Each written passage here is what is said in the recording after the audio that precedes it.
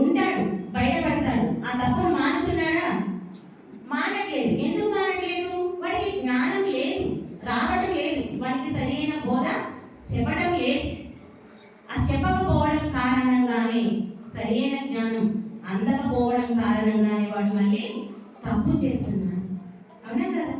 మరి ఎవరికైనా సరే ఇప్పుడు చూడండి, ప్రతి నెల 24వ తారీఖు శంకరయ్య సార్ ఇక్కడ ఏర్పాటు చేస్తున్నారు.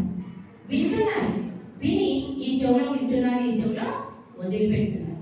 అలా వదిలిపెట్టకుండా ప్రతిరోజు మనకు ఏం చేయాలి? బ్రహ్మముహూర్తంలో సారితం చెప్పారు. ఎవరైనా సరే ఎవరింట్లో వాళ్ళు ఎక్కడికి వెళ్ళాల్సిన అవసరం లేదు. ఉదయం లేచిన వెంటనే రోజు 1 గంట సేపు కూర్చోవాలండి. సార్ చెప్పారు 15 నిమిషాలు ఇంటికి సరిపోదు. నేను చెప్పానండి, నేను చెప్తున్నాను. నేను రోజు 10 గంటలు కూర్చున్నాను, 41 రోజులు.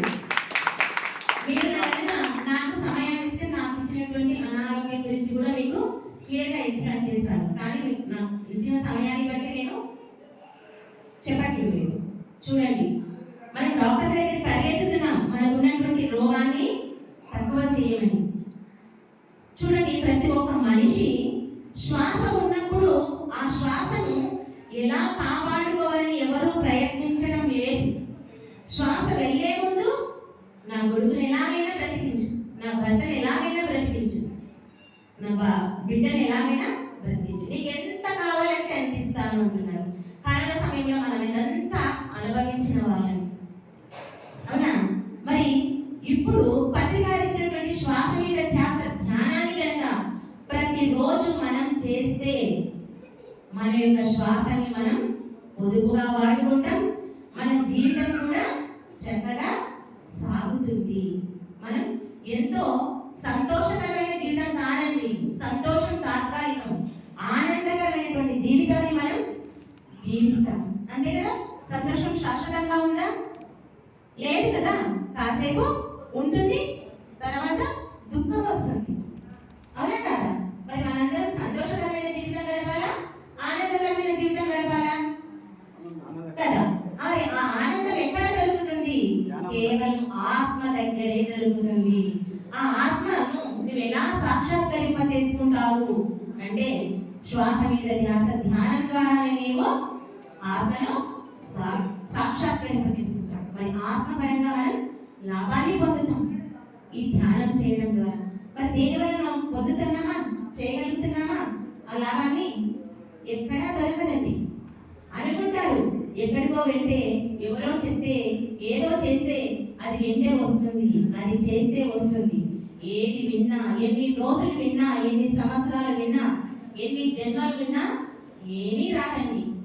ఎవరైతే కూర్చుని వాళ్ళలోకి వాళ్ళు ప్రయాణం చేస్తారో, అంటే మనలోకి మనం ప్రయాణం చేస్తామో, కళ్ళు మూసుకుంటామో, అప్పుడే మనకు మనం న్యాయం చేసుకున్న వాళ్ళం అవుతాం. అంతకు తప్ప ఎవరు మనకి ఏమీ చేసి పెట్టారండి. ఇది బాగా గుర్తుంచుకోవాల్సినటువంటి విషయం. చూడండి, ఇప్పుడు ఇక్కడ ఆధ్యాత్మిక సత్సంగం అవుతుందంటే అందరూ రారు. ఎందుకు? అర్హత ఉన్న వాళ్ళు మాత్రమే ఇక్కడికి వస్తారు. అర్హత లేని వాళ్ళు రారండి. నువ్వెన్ని చెప్పు రారు. అదే ఒక పబ్లిక్ గా ఒక సినిమా యాక్టర్, ఒక రాజకీయ నాయకుడు వస్తున్నాడంటే అక్కడికి లేతే సరిపోదు. చూడండి, అంటే ఇక్కడ మీరు గమనించండి, మీరందరూ ఇప్పుడు ఇక్కడికి వచ్చారంటే అర్హత ఉన్నవాళ్ళు కాబట్టే మీరు ఇక్కడ కాలు పెట్టగలిగారు. మరి మనం అనుకుంటాం మానవ జన్మ ఇప్పుడు వచ్చిందని.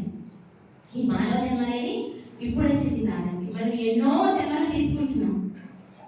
ఈ ధ్యానంలో, ఈ ఆధ్యాత్మిక ప్రాంగణంలో మనం అడుగు పెట్టాలంటే మనం దాదాపుగా సుమారుగా 250 నుంచి 300 మానవ జన్మలు తీసుకుంటేనే మనం ఈ ఆధ్యాత్మిక జీవితంలోకి అడుగు పెట్టడానికి అవకాశం ఉందండి.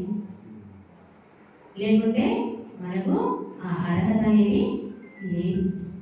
కాబట్టి ఈ వచ్చిన మానవ జన్మను మనం వృధా చేసుకోవద్దు.